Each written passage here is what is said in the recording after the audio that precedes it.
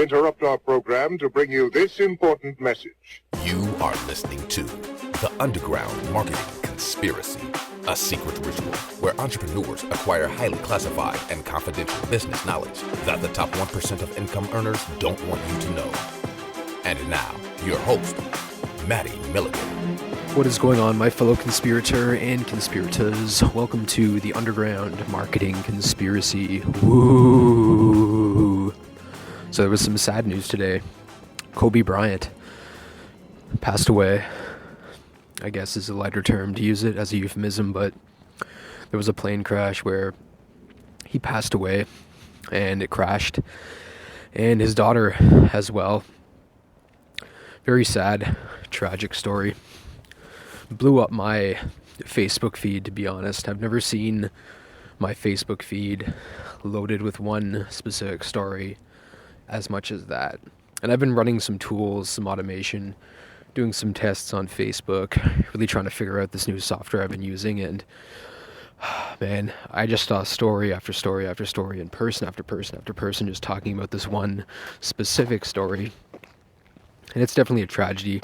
I had a few people who just went offline for the day. There was one guy where he's like, I can't even deal with this right now. So clearly this one event affected a lot of different people. And it's obviously very sad.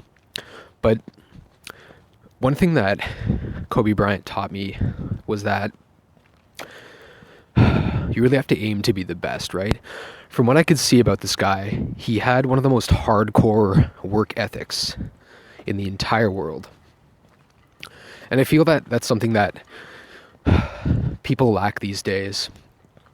It's just this ability to sit down day in, day out, and practice one thing over and over and over again. As I talked about last week, there's the mastery curve where you go on these plateaus where you don't necessarily improve over at certain points, and you hit these walls. And then if you just eventually keep practicing and keep practicing and keep practicing, you will get a little bit better at some point, right? And this is something that Jordan Peterson talks about a lot, where you have to choose really one thing in your life. It doesn't matter what it is, right? Even if it's laying bricks, even if it's landscaping, whatever it is, doing some sort of craft or hobby, you have to take that one thing and practice day in and day out. And that's what I've been doing, man. I've spent the last 5 years of my life just practicing internet marketing every single day. Like, I would work these long hours, like 8 to 10 hours a day. And then I would go, once I was finished my day job, I would go and work another 4 or 5 hours on my business. And it was exhausting. And once I did leave that job, I found that I still work 12 to 16, 18 hours a day, especially January. This month has been exhausting so far. I haven't taken a single day off. Even Sunday, I just worked all day on a proposal that I have to pitch tomorrow. And even before I pitch that, I have 3 phone calls in the morning. So I just see so many people where they work these jobs they don't like. They have no aim.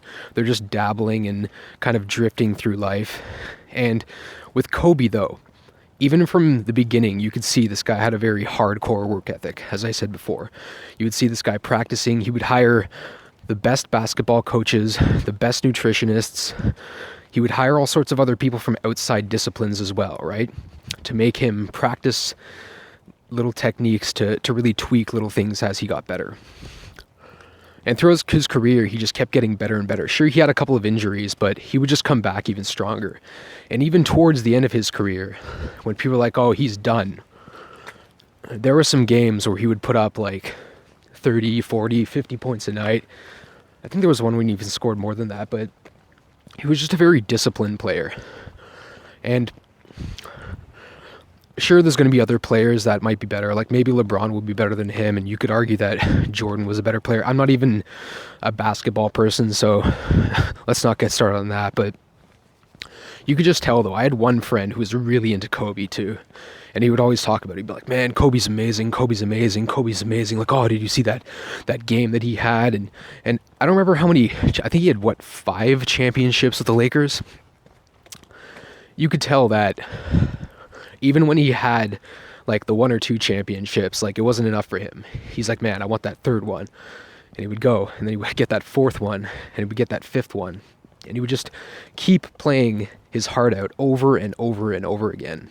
And it just wasn't enough with him. And then even after he retired, I think it was last year, the year before, that he won an Academy Award for some documentary that he was making. So he had a purpose in his life. And again, I see so many people out there where they just lack direction. They don't know, they have no aim with their life, right?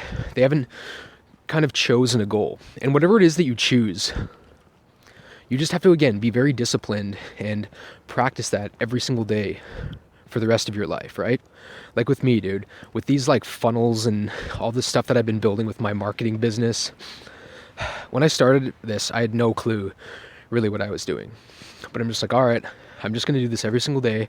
I'm going to block out all the external stuff, and I'm just going to focus on this one thing. No TV, no radio, no doing stupid things, like no movies, none of that stuff anymore, no distractions, no going out partying, none of that stuff. It's like I'm just going to sit down and work day in and day out. So that was the main thing that I learned from this guy, man, is that it doesn't really matter what it is, right? I mentioned before the idea of bricklaying, and so many people think that unless you're like a lawyer or a dentist or some sort of a doctor, that doing one of these trade jobs is not necessarily like something that other people can respect you for, right? But I don't think that's true at all. Right? I think that even if it is one of those trade jobs that you do want to end up doing, that is something that you can totally do, and you can get other people's respect, but more importantly, you can gain your own respect. And there's these trade jobs, you can make so much money in these jobs. I heard the other day that one of the highest paying jobs, because there's such a lack of people in this one skill, is fixing elevators. Like you can make 200 to 300 grand, not even necessarily running your own business, just having that one skill to fix elevators. You can make tons of money doing that one job. But so many people are like, oh, I don't want to do that. I don't want to get my hands dirty. I have one client right now who he actually does. He's a handyman and fixes all sorts of things. And he told me his backstory about how he had been writing his emails, his soap opera sequence for him. And his story is that he started out and he wanted to be an actor. And then he moved to LA and he's like, this just wasn't for me. And then he got into what he does now. And he's like, man, I really enjoy it. Like, I get to meet people. I get to fix their things. I get to improve that. I get to improve myself as well. Like, working on those things every single day, whatever it is, you just need to pick one thing. If it's dancing, whatever. Like, there's certain things, again, where I don't like it, right? I've never been a good singer. I never wanted to be an actor. I was never good at dancing. I'm kind of an average looking guy. I'm pretty short.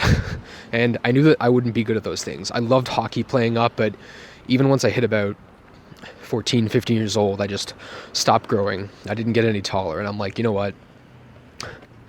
I don't think I'm going to be an NHL player. I love hockey. Like, I love hockey so much, but I'm just not going to get there. And my thing was that in my 20s, I struggled a lot. I couldn't find that one thing that I was really good at. And then finally one day, a few years back, once I had a little bit of success with, and I made a little bit of money with funnels, I was like, okay, this is my thing, right? I'm going to just dedicate the rest of my life to building funnels the same way that Kobe Bryant dedicated his entire life to being better at basketball, man. So Kobe, dude, rest in peace, man. I was never into basketball, but like, I really respected you and everything that you did. Hope you enjoyed today's episode of the Underground Marketing Conspiracy. If you did, I want you to consider subscribing, consider leaving a review as well, potentially. I would just greatly appreciate that. And if you want to find more about me, my name is Matty Milligan. You can go to mattymilligan.com, and I will see you next time on another episode of the Underground Marketing Conspiracy. Woo!